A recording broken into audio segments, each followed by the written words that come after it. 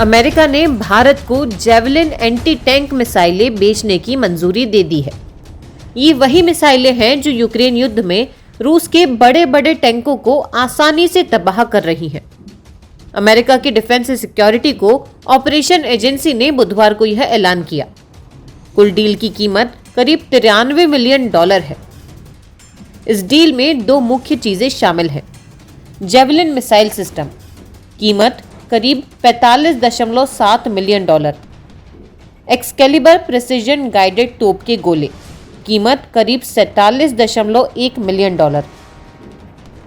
Javelin missile के लिए भारत को मिलेंगी 100 जेवलिन मिसाइलें, 25 light weight command launch unit, training के लिए सिमुलेटर स्पेयर पार्ट्स, ट्रेनिंग और रखरखाव की पूरी सुविधा।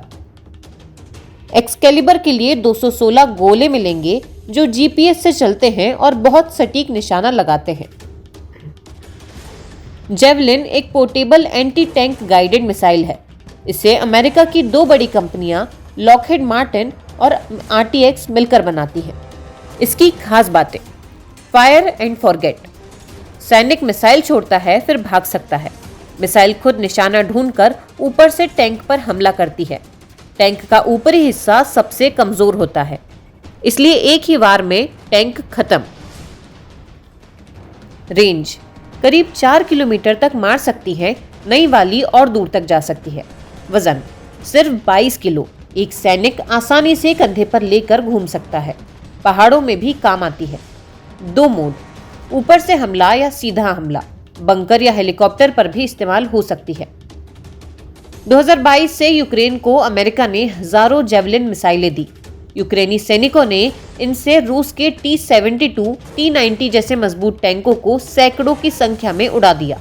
ये मिसाइल इतनी प्रभावी रही कि इसे टैंक किलर कहा जाने लगा। रूसी टैंक ऊपर से हमले का मुकाबला नहीं कर पाते।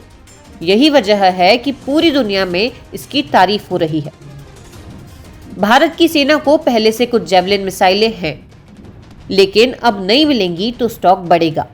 ये मिसाइलें खास तौर पर चीन और पाकिस्तान की सीमा पर काम आएंगी। पहाड़ी इलाकों में टैंक रोकने के लिए बहुत उपयोगी, पैदल सैनिकों को मजबूत बनाएगी। अब दुश्मन के टैंक आने पर डरने की जरूरत नहीं।